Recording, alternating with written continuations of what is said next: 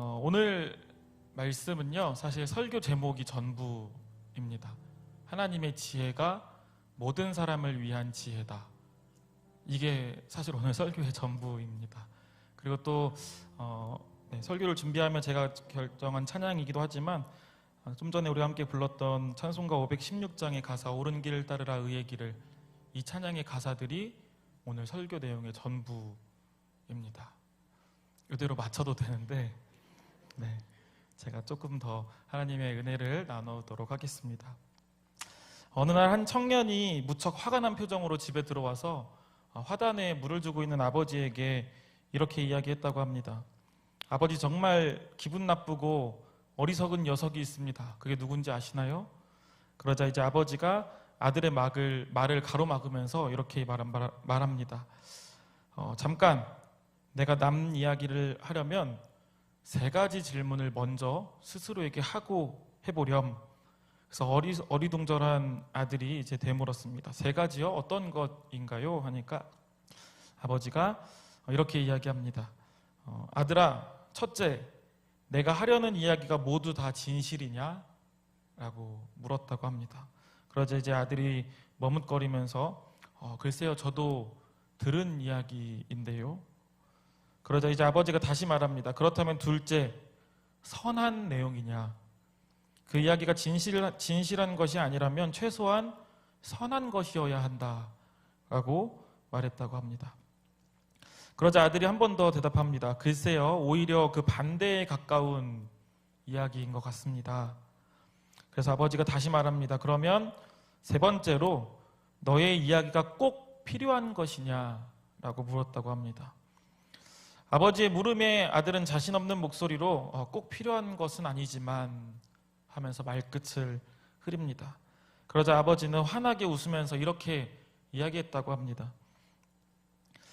너가 하려는 이야기의 내용이 진실한 것도 선한 것도 꼭 필요한 것도 아니면 그만 잊어버리거라. 또한 중요한 것은 남 이야기는 그 사람이 바로 옆에서 듣고 있다고 생각하고 해야 한다. 타인에 대한 험담은 한꺼번에 3사람에게 상처를 주게 된다. 첫 번째는 욕을 먹는 사람, 2번째는 욕을 들어주는 사람, 그리고 3번째는 가장 심하게 상처받는 사람은 험담을 한 자신이다 라고 아버지가 이야기를 해주었다고 합니다. 우리 교회 크리스찬 베이직 8월달 주제가 언어이죠. 언어라는 주제로 함께 우리가 말씀을 나누며, 매 주일 말씀을 나누며 분명히 우리의 언어는 사람을 살리는 언어가 되어야 한다라고 함께 계속해서 말씀을 나누고 있습니다. 험담은 퍼뜨리는 사람과 듣고 있는 사람, 그리고 화제가 되어 있는 그 3사람 모두를 죽인다는 이 지혜의 이야기가 사실 탈무드에 담겨 있는 이야기입니다. 탈무드라 하면 우리에게 지혜의 이야기로 많이 알려져 있는 이야기죠. 당연한 이야기지만 사람들에게 지혜와 어리석음 중에 한 가지를 고르라고 한다면 제가 생각하는 정상 범주에 있는 사람들이라면 100% 다 지혜를 고를 것입니다. 그렇다면 무슨 말이냐? 모든 사람들이 지혜로운 삶을 살고 싶어 한다라는 이야기가 될 것입니다. 그러면서 막연하게 제 생각 속에, 머릿속에 잠언을 지혜의 책이라고 하는데 어떤 지혜에 대해서 기록하고 있는가? 하나님의 지혜를 담고 있는데, 그렇다면 하나님의 지혜, 막연하게 우리 머릿속에, 우리 생각 속에 있는 게 아니라 막연한 것이 아니라 하나님의 지혜는 어떤 지혜일까라는 생각을 하게 되었습니다. 오늘 함께 말씀 나눌 때에 하나님의 지혜를 깨닫고 그 지혜대로 지혜롭게 살아가는 저와 우리 성도님들 되시기를 소망합니다. 지혜에 대한 사전적인 개념이나 지식을 전달할 필요는 없을 것 같습니다. 왜냐하면 방금 말씀드린 것처럼 막연하게나마 우리 모두는 지혜에 대해서 알고 있기 때문이고 우리 모두가 지혜를 추구하고 있기 때문입니다. 그래서 지혜에 대한 어떤 사전적인 개념은 제가 알려드릴 필요가 없을 것 같습니다. 그런데 말씀을 시작하면서 흥미로운 주제, 지혜에 대한 흥미로운 주제를 한 가지 던져드리면서 말씀을 시작하고자 합니다. 한 가지 예를 들어보겠습니다. 이건 정말 어디에 기록되지도 않은 제가 설교 준비하면서 그냥 제가 적은 예입니다. 예일 뿐입니다. 어떤 회사의 한 팀에서 프로젝트 하나를 진행한다고 가정해 보겠습니다. 그래서 그 회사의 부장이 지혜롭게 프로젝트를 준비합니다. 수개월 전부터 기획팀을 꾸려서 프로젝트를 아주 철저하게 준비를 하나하나 해 나갑니다. 그런데 준비하다 보니까 몇 가지 어려운 점들도 발견되었지만 이미 그 결정한 것들을 물으기에는 너무 진행된 상황들이 많기 때문에 물으지 않고 그 발견된 어려운 점들을 대처하면서 대안을 만들어가면서, 그리고 때로는 그 어려움들을 우리가 떠안고 진행해보자 라는 마음으로 프로젝트를 계속해서 진행해 나아갑니다. 또한 리더십이 워낙 탁월했기 때문에 팀 안에서도 문제없이 일이 차곡차곡 진행이 됩니다. 일이 진행되는 중에도 몇 가지 예상하지 못한, 의도하지 않은 문제들이 발생했지만 이 팀장이 능수능란하게, 이 부장인 팀장이 능수능란하게 그 순발력 있게 모든 문제들을 대처하면서 잘 해결해 나갑니다. 그리고 실제로 그 프로젝트는 의도대로 아주 성공적으로 마쳤다고 가정을 해봅시다. 그렇다면 우리는 이 부장을 바라보면서 아주 지혜로운 사람이다라고 판단할 수 있을 것이죠. 그런데 이 프로젝트의 이야기를 약간 다른 시선에서 한번 바라보고자 하는 거죠. 첫 번째는 예를 들어서 팀 내부의 부장과 마음이 맞지 않은 이를테면 과장, 한 직급 정도 아래에 있는 과장이 있었다고 가정해 봅시다. 회의를 하며 일을 진행하는데 부장의 생각이 마음에 들지 않는 거죠. 그래서 이런 겁니다. 더 좋은 방법이 있는데 왜 저렇게밖에 못하지? 라는 생각을 머릿속에 가지고 있는 것이죠. 하지만 앞서 말씀드린 것처럼 이 부장의 리더십이 워낙 뛰어났기 때문에 여러 가지 정황과 분위기상 팀 내에서 반기를 들 수가 없는 것입니다. 그래서 그냥 잠자코 따라가야겠다 라면서 따라갑니다. 마지못해 따라갑니다. 결국 이 과장에게 부장은 지혜롭지 못한 사람인 것입니다. 내 생각엔 더 뛰어난 방법이 있는데 왜 저렇게밖에 못하지 생각을 하며 마지못해 따라갔기 때문에 이 과장 생각에 프로젝트를 이끌어간 부장은 지혜롭지 못한 사람인 것입니다. 사전에 발견할 수 있는 문제를 발견하지 못한 것도 마음에 안 들고 자신의 생각과 다르게 문제점들을, 어려움들을 대처해 나갔기 때문이죠. 또 다른 경우가 있습니다. 두 번째로 팀 내에 프로젝트를 진행하는데 이 프로젝트의 막바지에 합류한 차장이 있다고 한번 또 가정을 해보는 겁니다. 마찬가지로 이 부장보다 한 직급 정도 아래에 있는 사람인 것이죠. 이 차장은 그동안 프로젝트가 어떻게 진행되었는지 과정을 하나도 전혀 알지 못합니다. 의도치 않게 프로젝트 막바지에 합류하고 보니까 하나부터 열까지 다 마음에 안 드는 거죠. 왜 이렇게 밖에 프로젝트가 진행되지 않았나 생각을 하는 겁니다. 장소부터 일정, 프로그램, 진행 준비 과정, 그리고 아까 말씀드렸던 문제점들, 그 문제점에 대한 대처 방법들 전부 다 마음에 들지 않는 것이죠. 마찬가지로 이건 왜 이렇게밖에 준비가 안 된 거지? 불평과 불만이 가득한 채로 불편하게 프로젝트를 마치게 됩니다. 역시 마찬가지로 이 차장에게 있어서 부장은 지혜롭지 못한 사람이다라는 것입니다. 여기서 제가 드릴 지혜에 대한 흥미로운 주제는요, 지혜의 상대성입니다. 상대적인 지혜로움을 말씀드리는 것이죠. 앞서 말씀드린 이 프로젝트를 진행한 부장은 분명히 지혜로운 사람이었고요. 프로젝트를 아주 잘 진행했고 발생하는 문제들에 대해서 지혜롭게 잘 대처했습니다. 너무나도 잘 해결했습니다. 그러나 마음에 맞지 않았던 과장, 그리고 막바지에 합류한 차장에게 있어서 이 부장은 전혀 지혜롭지 못한 사람이다 라는 것이죠. 말씀 하나 우리 함께 읽어보겠습니다. 전도서 9장 11절부터 12절까지 말씀, 2절 말씀인데요. 말씀이 조금 길지만 우리 함께 한 목소리로 읽어보도록 하겠습니다. 함께 읽습니다. 내가 다시 해 아래에서 보니 빠른 경주자들이라고 선착하는 것이 아니며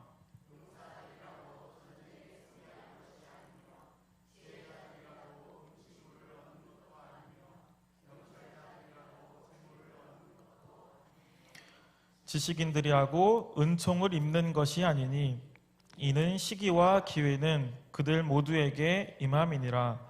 분명히 사람은 자기의 시기도 알지 못하나니 물고기들이 재난의 그물에 걸리고 새들이 올무에 걸림같이 인생들도 재앙의 날이 그들에게 호련히 임하면 거기에 걸리느니라.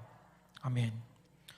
지금 방금 함께 읽으신 이 말씀을 제가 유진 피터슨 목사님이 번역한 메시지 성경의 버전으로 읽어드릴 테니 한번 방금 읽은 말씀을 잘 기억하면서 들어보시길 바랍니다. 나는 다시 한번 주위를 돌아보았고 이 세상의 모습을 깨달았다.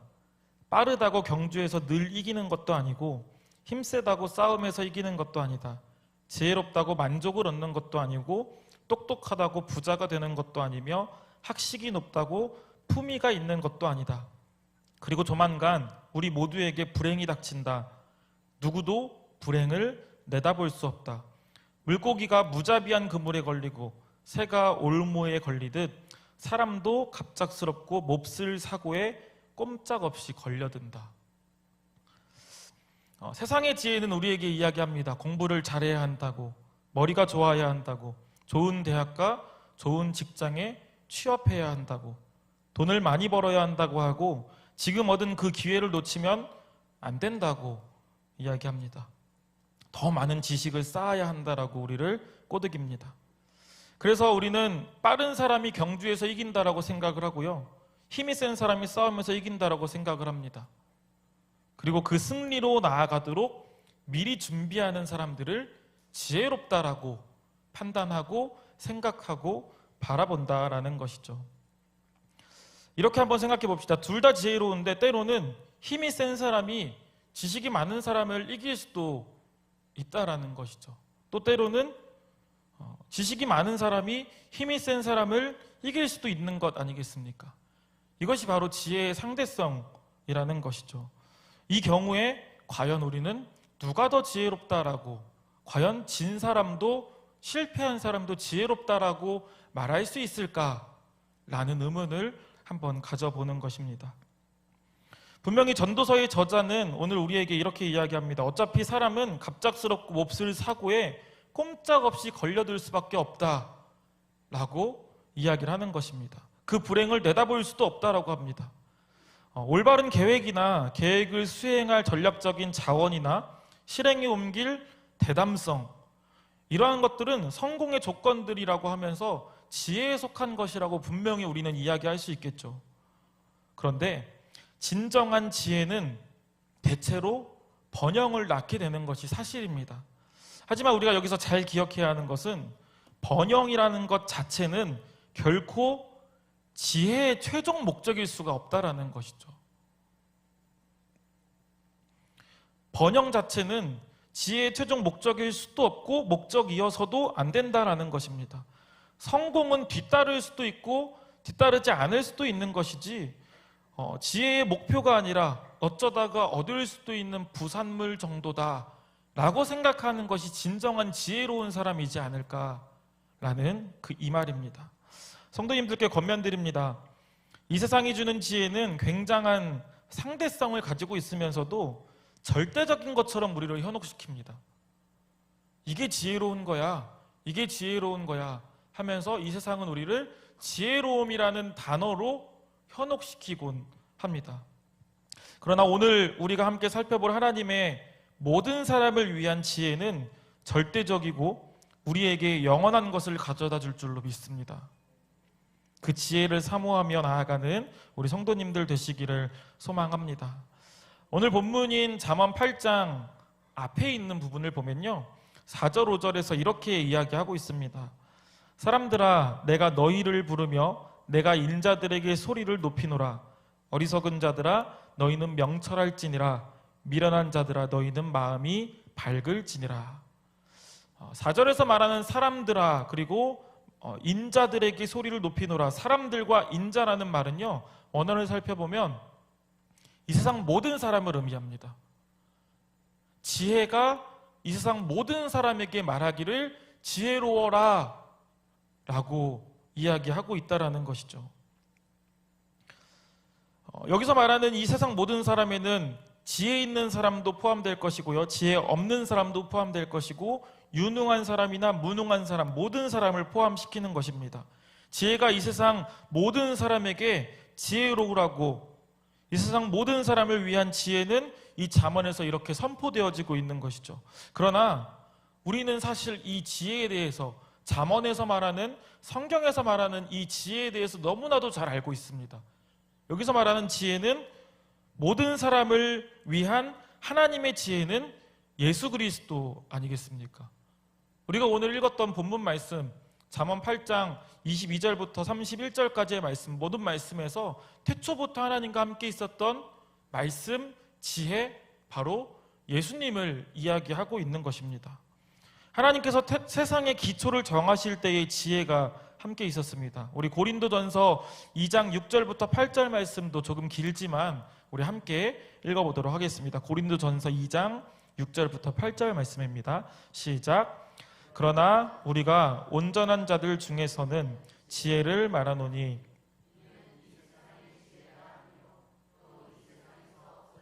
통치자들의 지혜도 아니요 오직 은밀한 가운데 있는 하나님의 지혜를 말하는 것으로서 곧 감추어졌던 것인데, 하나님이 우리의 영광을 위하여 만세 전에 미리 정하신 것이라. 이 지혜는 이 세대의 통치자들이 한 사람도 알지 못하였나니, 만일 알았더라면 영광의 주를 십자가에 못 박지 아니하였으리라. 아멘. 이 지혜는 세상의 지혜도 아니고요, 또 이 세상에서 없어질 통치자들의 것들도 아닙니다. 앞서 말했던 우리를 현혹시키는, 절대적인 것 마냥 우리를 현혹시키는 이 세상의 그러한 유혹들, 이것들은요 이 세상의 지혜가 전혀 아닙니다. 바로 우리가 지금 여기서 이야기하는 하나님의 모든 사람을 위한 지혜는 만세 전부터 미리 정하시고 감추셨다가 나타내신 하나님의 지혜, 바로 예수 그리스도인 줄로 믿습니다. 요한복음 1장에서도 우리가 확인할 수 있는 것이죠. 태초에 하나님과 함께 있었던 그 말씀은 은혜와 진리의 예수 그리스도 아니겠습니까? 1장 1절부터 3절 말씀 제가 읽어드리겠습니다. 태초에 말씀이 계시니라. 이 말씀이 하나님과 함께 계셨으니 이 말씀은 곧 하나님이시니라. 그가 태초에 하나님과 함께 계셨고 만물이 그로 말미암아 지은 바 되었으니 지은 것이 하나도 그가 없이는 된 것이 없느니라. 하나님과 함께 있었던 말씀, 그 하나님과 함께 있었던 지혜 없이는 이 세상 천지만물 모든 것이, 하나님 없이는, 말씀 없이는, 지혜 없이는 지어진 것이 하나도 없다라고 말씀하고 있는 것이죠. 태초에 하나님께서 이 세상의 기초를 정하실 때부터 함께 하셨던 예수님께서 지혜이고, 그 지혜대로 이 땅에, 이 세상이 창조되었습니다. 또한 그 순리대로 우리가 살아가야 하는 것이고, 그 하나님의 말씀대로 살아가야 하는 것이죠. 위대하고 말로 표현할 수 없는, 말로 형언할 수 없는 이 세상을 창조한 하나님의 지혜, 그렇다면 이 세상 모든 것을 압도하는 것이고, 당연히 우리는 그 하나님의 지혜를 따라 살아갈 수밖에 없다라는 것입니다. 그리고 그 말씀이 분명히 우리에게 이야기합니다. 고린도전서 1장 24절을 보면 오직 부르심을 받은 자들에게는 유대인이나 헬라인이나 그리스도는 하나님의 능력이요 하나님의 지혜니라. 아멘. 그리스도는 하나님의 능력이요 하나님의 지혜니라. 지혜롭기 원하는 우리 성도님들께 다시 한번 권면드립니다. 하나님의 지혜인 예수 그리스도, 즉 복음에 대해서 알기를 소망합니다. 복음에 붙들려 복음 안에 살아가시기를 소망합니다.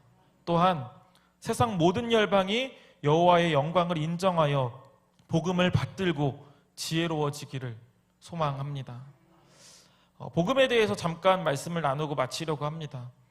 하나님의 지혜로 말미암아 하나님께서 오늘도 자격 없는 우리에게 생명을 주셨죠. 우리가 겸손히 나아가야 할 이유가 바로 그것입니다. 그렇다면 이 과정 가운데, 방금 제가 말씀드린 이 과정 가운데 우리 모두가 이미 알고 있겠지만, 그렇다면 왜 우리가 자격이 없을까라는 것입니다. 우리 모두의 모습을 한번, 단 한 명도 아마 여기에서 난 아니야 라고 하실 수는 없을 겁니다. 우리의 모습을 한번 돌아보는 거죠. 형제에게 있는 티는 잘 보지만 내 안에 있는 들보는 발견하지 못하는 것이 우리의 어리석음 아니겠습니까? 아까 제가 처음에 말씀드렸던 그 부장을 못마땅해 하며 지혜롭지 못하다고 불평하는 차장과 과장의 모습이 우리의 모습 아니겠습니까? 사람을 살리는 언어를 사용해야 한다고 백날 이야기해도 험담하면서 내가 죽고 서로를 죽이는 모습이 우리의 모습이지 않겠습니까? 날마다 결단하지만 날마다 무너지고 죄를 짓는 우리의 모습들, 이러한 모습들로 인해서 아마 이 외에도 우리의 죄악들을, 범죄들을 열거한다면 끝도 없을 것이죠. 이러한 모습들을 인하여 죄로 인해 하나님께 나아갈 수 없는, 하나님과 단절된 우리의 그런 자격 없는 모습을, 그러한 우리를 구원해 주신 하나님의 지혜, 예수 그리스도를 생각할 때에 우리는 당연히 더더욱 겸손해야 한다라는 것이죠. 복음에는 우리가 겸손히 받아들여야 한다라는 것입니다. 그런데 우리에게 주어진 이 복음으로 인한 구원에는요, 아주 독특한 조합이 한 가지 있습니다. 우리의 구원을 이렇게 바라보면 언뜻 보기에는 어울리지 않는 겸손과 자신감이 우리의 구원 가운데는 이미 있다라는 것입니다. 겸손해야 하지만 자신감을 가져야 한다라는 말이죠. 그렇다면 두 번째 이야기로 한번 넘어가 보겠습니다. 자신감을 가져야 할 이유는 무엇이겠습니까? 우리는 예수 그리스도와 동등된 상속자이기 때문입니다. 존귀한 하나님의 자녀이기 때문입니다. 로마서 8장 17절 함께 읽어보겠습니다. 시작. 자녀이면 또한 상속자, 곧 하나님의 상속자요. 우리가 그와 함께 영광을 받기 위하여 고난도 함께 받아야 할 것이니라. 아멘. 죄로 인해 하나님과 단절됐지만 하나님의 지혜인 예수 그리스도의 그 은혜로 양자의 영을 받아 하나님을 아버지라고 부를 수 있게 된 것이죠. 그런데 로마서 8장 15절을 보면요, 이렇게도 이야기합니다. 너희는 다시 무서워하는 종의 영을 받지 아니하고 양자의 영을 받았으므로 우리가 아빠, 아버지라고 부르짖느니라. 이 말씀에서 제가 아빠, 아버지라는 표현을 한번 살펴봤는데요, 어떤 책에서는 이 아빠, 아버지라는 성경의 기록을 이렇게 바라봅니다. 친근하고 따뜻한 아빠의 모습과, 그리고 근엄하고 듬직하고 때로는 나에게 엄격한 아버지의 모습. 다시 말하면요, 우리가 양자의 자격으로 그냥 입양된 자녀의 모습이 아닌, 하나님께서는 우리를 정말 사랑스럽게 보듬어 주시며 우리를 존귀하게 여겨주시는 그러한 하나님의 아들, 다시 말하면 그리스도와 동등한 상속자의 권한을 가진 하나님의 자녀가 되었다라는 것입니다. 그러나 여기에서 우리 하나님의 지혜는 그치지 않는 것이죠. 오늘 말씀과 같이 하나님의 지혜는 모든 사람을 위한 지혜 아니겠습니까? 유대인들을 위한 지혜도 아니고요, 선택받은 어떤 특정한 민족을 위한 지혜도 아닙니다. 요한복음 1장 12절을 보면 영접하는 자, 곧 그 이름을 믿는 자들에게는 하나님의 자녀가 되는 권세를 주셨으니. 아멘. 우리가 이미 하나님의 아들 예수 그리스도를 믿는 믿음으로 구원을 받은 줄로 믿습니다. 그렇기 때문에 우리에게 있는 구원, 우리가 받은 구원에는요, 겸손과 자신감이 동시에 있을 수 있다라는 것이죠. 겸손이라는 것은 사실 낮아지는 것이기 때문에 그럴 수 없다라고, 자신감 있는 모습이 있을 수 없다라고 생각할 수 있겠지만, 우리가 방금 살펴본 구원의 참된 의미를 기억한다면 우리가 받은 구원에는 겸손과 자신감이 함께 있을 수 있는 것이죠. 예수 그리스도께서 하나님의 아들임을 믿는 모든 사람에게 구원이 임하는 그 하나님의 지혜, 그 지혜로 오늘도 내일도 지혜롭게 살아가시기를 소망합니다. 말씀을 정리하겠습니다. 하나님의 지혜는 이 세상의 지혜와 똑같지 않습니다. 세상의 지혜는 상대적이기 때문에 계속해서 바뀝니다. 어느 때에는 1이라는 것이 지혜였다면 시간이 좀 지나고 나면 1은 어리석은 게 되고 2라는 것이 지혜로운 것으로 바뀔 수 있다는 것이죠. 이것이 세상의 지혜입니다. 그런데 오늘 우리에게 주어지는 하나님의 지혜는 모든 사람을 위한 절대적인 지혜, 다시 말하면 모든 사람을 위한 복음, 예수 그리스도라는 것입니다. 창조주 하나님의 지혜이고 태초부터 함께 있었던 지혜이고 이 세상의 기초를 정하실 때부터 있었던 지혜이기 때문에 절대 흔들리지 않는 지혜입니다. 진리 위에 굳건하게 서 있는 지혜이죠. 그래서 고린도전서 1장 25절 우리 마지막으로 함께 읽어보도록 하겠습니다. 함께 읽습니다. 하나님의 어리석음이 사람보다 지혜롭고 하나님의 약하심이 사람보다 강하니라. 아멘. 하나님의 지혜는 나의 상황과 나의 환경에 따라서 달라지는 것이 아닙니다. 내가 약할 때나 강할 때나, 내가 부유할 때나 가난할 때나, 내가 기쁠 때나 슬플 때나 언제나 나에게 충만하게 이미 임한 것이 하나님의 지혜인 줄 믿습니다. 예수 그리스도라는 은혜로 하나님의 자녀된 우리 성도님들 삶 가운데 앞으로도 언제까지나 하나님의 지혜가 가득할 줄로 믿습니다. 그리고 늘 지혜롭게 이 세상 모든 사람들을 품으면서, 다시 말하면 모든 사람을 위한 지혜가 하나님의 지혜이기 때문에 그 지혜를 먼저 받은 내가, 그 지혜를 먼저 알게 된 내가 모든 사람이 지혜로 말미암아 구원을 얻기까지 예수 그리스도라는 복음을 증거하며 살아가는 저와 우리 모든 성도님들 되시기를 간절히 소망합니다. 기도하겠습니다. 할렐루야. 사랑과 은혜가 많으신 주님, 오늘도 우리에게 하나님의 지혜를 허락하여 주시니 감사합니다. 그 하나님의 지혜로 말미암아 오늘 하루를 살아갈 수 있도록 인도하시고, 오늘도 하나님을 찬양하고 예배하는 삶을 살아갈 수 있도록 인도하시니 참으로 감사합니다. 그러나 우리의 삶 가운데 여전히 우리를 유혹하는 이 세상의 지혜로 우리가 넘어지고 좌절하고 주저앉습니다. 이미 우리 삶 가운데 충만하게 임한 예수 그리스도라는 하나님의 지혜를 붙들고 이 땅을 더욱더 지혜롭게 살아가는 우리가 될 수 있도록 인도하여 주시옵소서. 또한 나의 삶 가운데 이미 충만하게 임한 지혜는 나만을 위한 지혜가 아닌, 이곳에서 함께 예배드리는 우리를 위한 지혜가 아닌, 그리스도인들만을 위한 지혜가 아닌 이 세상 모든 사람들을 위한 지혜임을 기억하여 그들을 위하여 복음을 증거하며 이 땅을 열심히 주어주신 삶을 열심히 살아가는 하나님의 귀한 자녀들 될 수 있도록 인도하여 주시옵소서. 언제나 우리와 함께 하실 주님을 믿으며 감사하며 예수 그리스도의 이름으로 기도합니다. 아멘.